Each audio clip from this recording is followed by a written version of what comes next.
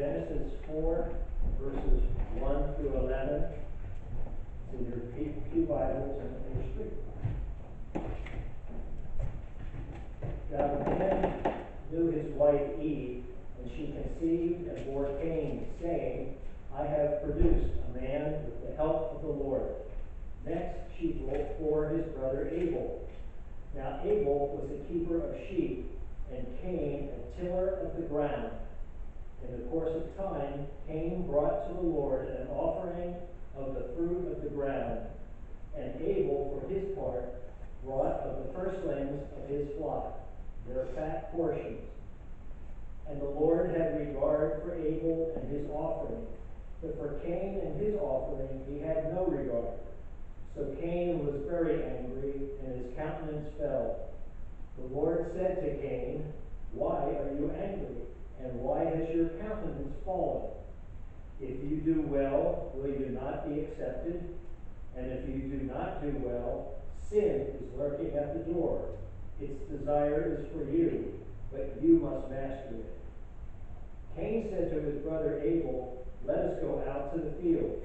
And when they were in the field, Cain rose up against his brother Abel and killed him. Then the Lord said to Cain, Where is your brother Abel?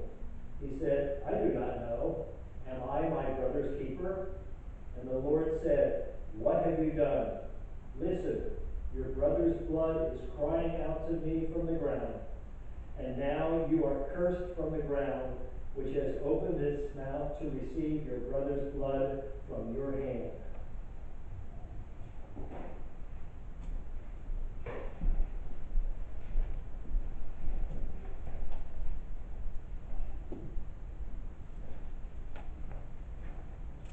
Unfortunately, it's a very appropriate and timely passage this morning. Think about being our brother's keeper.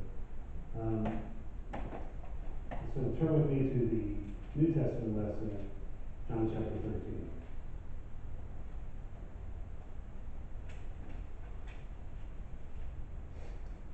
Listen to the word of God. I'm going to begin at verse 31. When Jesus had gone out, Jesus said, Now the Son of Man has been glorified, and God has been glorified in him. If God has been glorified in him, God will also be glorified in himself, and will glorify him at once. Little children, I am only with you a little longer, but you will look for me, and as I said to the Jews, so now I say to you, where I am going you cannot come. I give you a new commandment, that you love one another, just as I have loved you. You also should love one another. By this, everyone will know that you are my disciples, if you have love for one another. May God bless the hearing and reading this holy word. Let us pray. Lord, in the midst of the many words that are both within and without, may you, the living word, encounter us this day. In Jesus' name we pray. Amen. I have 4 sons. They're now adults. I think I've mentioned that. And they all love each other very much. My older 2 are 2 years apart, 2 years and 2 weeks. My younger 2 are 21 months apart. And so on some levels, each set grew up as best friends, but now, they're always getting along, and someone's always mad at someone else, but we make up well. That's okay. My younger 2, John and Peter, both were great lacrosse players. They both played Division I lacrosse, both multiple American high school players. And it was fun they won a state championship together. But John's 2 years older than Peter, and John was always hardest on Peter. I can still remember one game where I was near the sideline, and I could hear John yelling at all of his defensemen, saying that it was their fault that they'd just given up a goal. And he goes to my son Peter, goes, and Peter, it was especially your fault. And Peter goes, I wasn't on the field. And John said, well, you should have been. But I remember when they were first starting to play. And, if any of you are younger brothers or have younger siblings, you tend to be a little further ahead because you're always playing but the older brother. You know, matter of fact, Peter as a baby, they used to use him as a soccer goal. So he was playing, you know, from a very early age. And so they both started, Peter and John both started lacrosse at the same age. John was fourth grade, Peter was in second grade. They let Peter start a little early. And they were scrimmaging, they had like an inter-squad scrimmage. And John and Peter were on opposite teams. And there was this kid on John's team who had an opportunity. Peter was going to get a ground ball, which, you know, when you're young, they're always, you know, they can't hold the ball. And that's when you're most vulnerable. And just as Peter was getting ready to get that ball, this kid, who kind of had an attitude, hit Peter as hard as he could. And Peter went flying, the stick went flying, his helmet came off. He was just laid out on the ground. He sucked it up and got up and continued playing. About a minute later, this kid who had hit Peter had the ball and was running up the field. Now John was on his team, but John came from the side as hard as he could and hit his own teammate there, wiped him out. And the kids yelled, "Hey, I'm on your team," to which John said, "That was my brother." Now, I'm not advocating that you hit each other, because the cross case, unless it's necessary, or unless you're playing the cross. Sometimes when you're playing the cross, you gotta hit the opponent in the hand. But as hard as they could be on each other, and they were very hard on each other.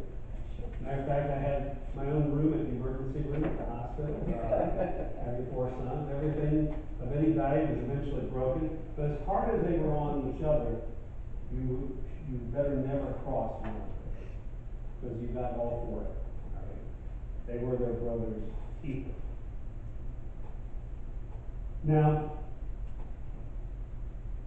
as we look at this passage in Genesis chapter 4, part of the danger of Genesis 4 is that we're so familiar with it, right? I mean, I remember learning this on the planogram. Anybody remember a planogram in Sunday school? You know? And so, I learned this story in a one-room Methodist church in West Virginia, and my grandmother was my teacher.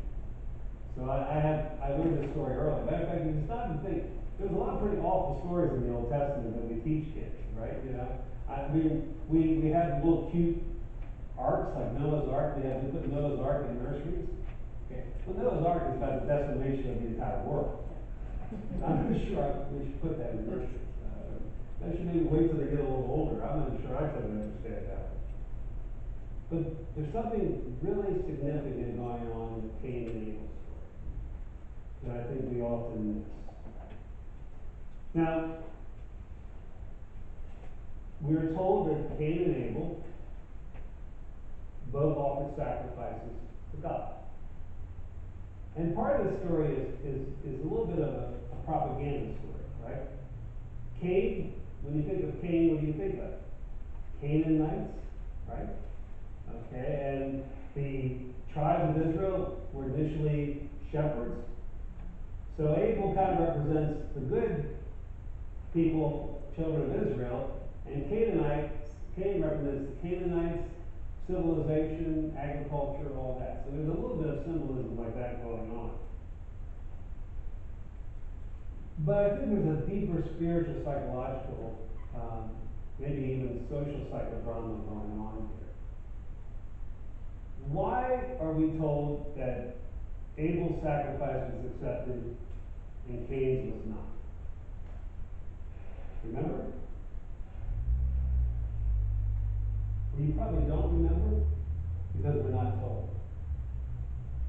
Now, maybe you learned in Sunday school, okay, like I did, wrongly, that Cain had a bad attitude, Abel had a good attitude. Maybe you were even told that Cain gave grain, Abel gave a lamb. But Cain was a farmer, right? That's all he had. And we're not, this is way before any of the sacrificial system has been set up. All right? So we're not told why. And maybe there isn't a reason. Maybe it's purposeful we're not told why. When you look at here, and when God comes to Cain, and asked him, "Why are you angry?" And this is really important. This is strange language. And the Hebrew is kind of tricky here. But in kind of a future tense or a parenthetical sense, if you do well, will not be accepted. But if you do not do well, sin is lurking at the door. Its desire is for you. Now we know how the story turns out, right? But what is God doing here with Cain?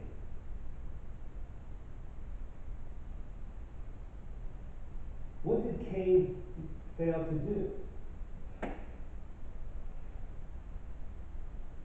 It seems that God is testing Cain or trying to work with Cain. Okay, now, this whole idea of God testing is very problematic. I think it's often taught poorly, if not straight up wrong. For instance, how many of you have ever had to take a swim test? Or if you've ever been a camp counselor and kids have to take a swim test, okay? Do you take a swim test, do you give kids a swim test because you want them to drown? No. That would be bad. Okay. Okay. You give them a swim test because you want to make sure they're safe, right? My midterm, I teach church history periodically, but I taught for about a decade, and my church history one midterm was notorious. People were afraid of my midterm. But I never failed anyone if they were willing to retake the test. Because my goal wasn't to show how much you didn't know, because I already knew that. My goal was to help them to learn, right? I mean, good pedagogy is a test as part of the learning process. I know we've lost track of that in our standardized testing world, but a test is something you give somebody you're trying to help, you're trying to teach them. I think God was trying to help Cain learn something here. God was trying to help Cain not be upset, but be happy for his brother. Cain had an opportunity to affirm his younger brother, who God had accepted his sacrifice. Now, God may seem like a naive parent in Genesis chapter 3, right? How many of you would ever tell your kids, by the way, while I'm gone, you can do anything you want to, just don't eat out of that tree? Okay, all right. Well, if he's a naive parent in chapter 3, in chapter 4 he seems like a negligent teacher, because he leaves a bully with a vulnerable kid.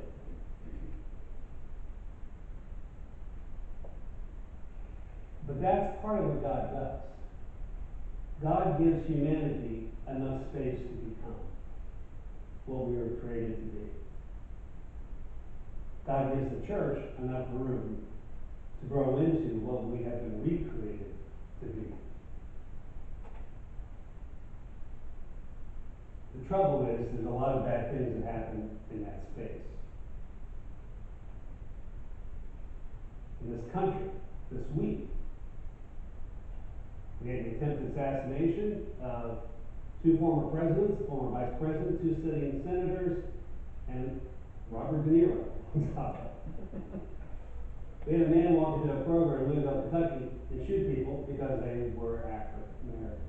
And he tried to get into an African American church when he was caught. And then yesterday, we had people killed during a naming ceremony. Because this particular synagogue helped vulnerable refugee people. Because at the heart of the Jewish faith, it should be the heart of ours as well, they were to remember that once they were people without a home as well. Abraham Heschel, arguably one of the greatest religious thinkers of the 20th century, said this: "Morally speaking, there is no limit to the concern one must feel for the suffering of human beings. That indifference to evil is worse than evil itself. That in a free society, some are guilty, but all are responsible.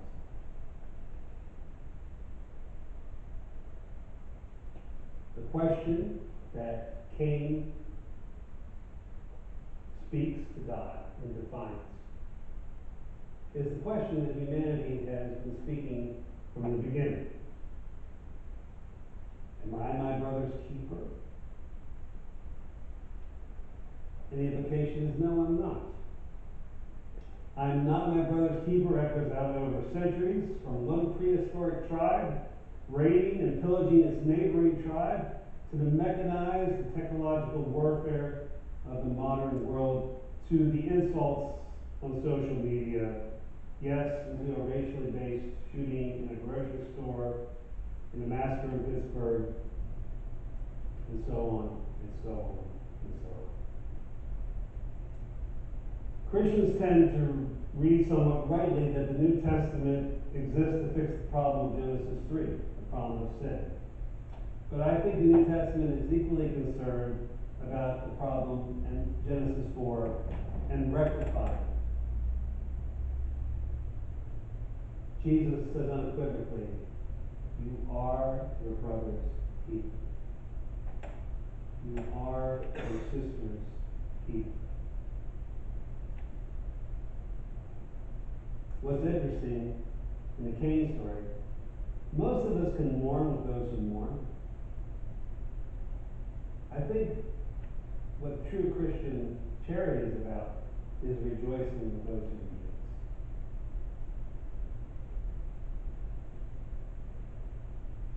Jesus gives the new command in John 13. It's important to kind of remember the context.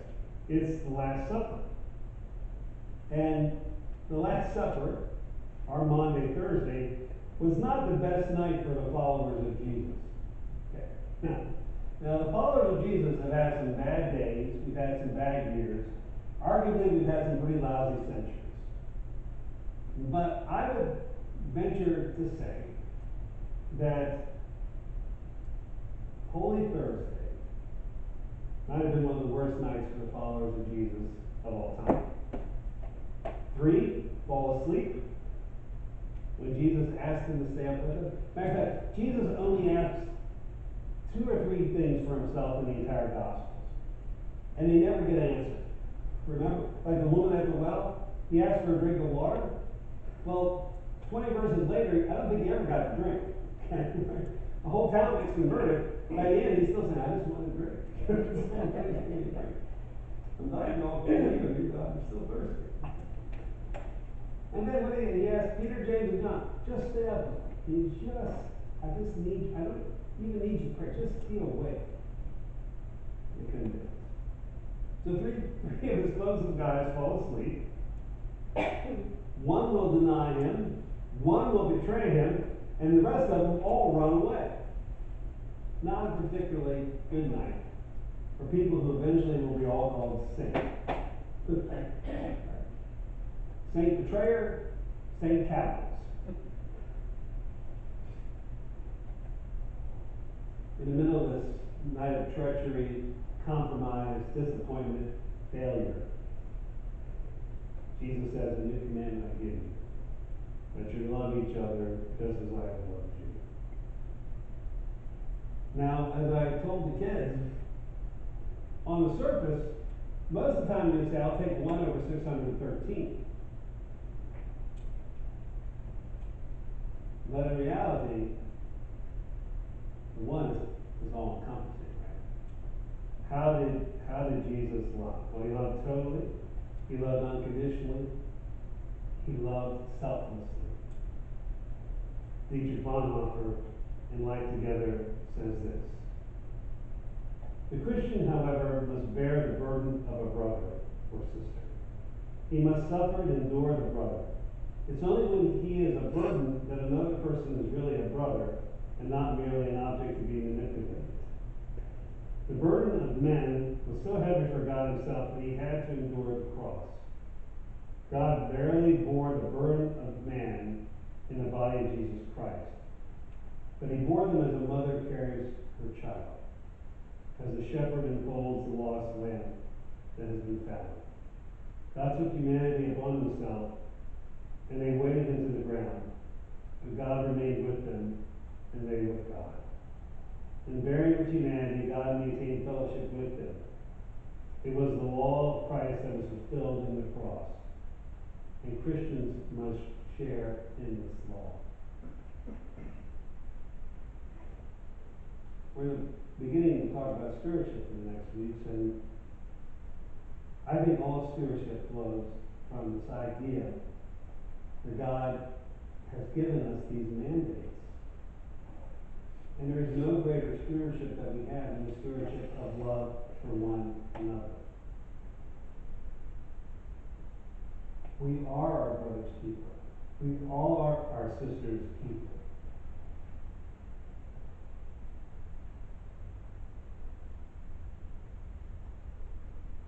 The New Testament, the cross of Jesus Christ, is a resounding yes to the question, am I my brother's keeper?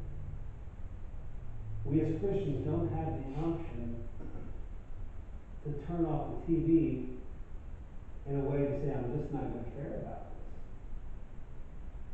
We don't have an option to be blind about what's going on in our communities, in our country. We don't have the option to look the other way of our brothers and sisters in our very midst. Now, it's very easy, and maybe even natural, and maybe even right on one level to say, who can love like Jesus?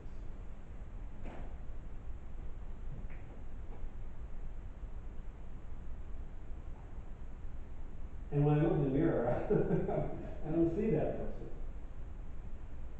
But I know some people who do, and so do you. In fact, all of us are probably here because somewhere along the line, someone in our life gave us a reflection of Jesus. Next Saturday, I'm doing the funeral for Nancy Tiemann, who had a heart attack the day after we celebrated her retirement, and found out 2 months ago, because of the heart attack, she was in the last stages of pancreatic cancer.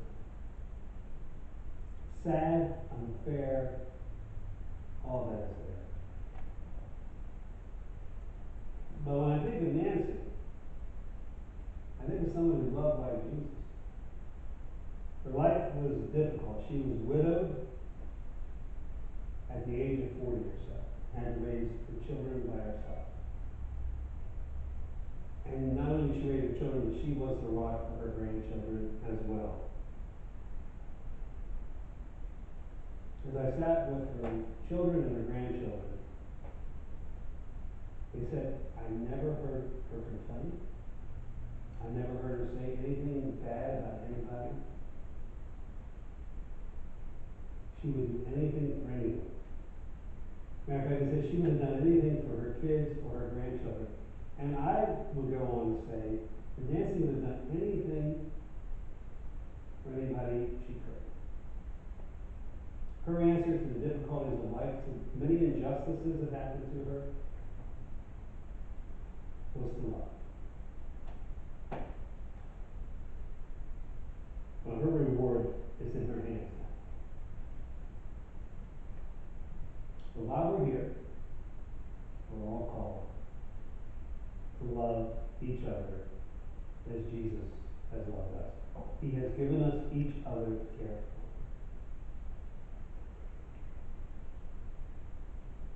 May we be stewards of this most precious gift of all, each other. In the name of the Father, Son, and Holy Spirit. Amen and amen. Let's continue our worship.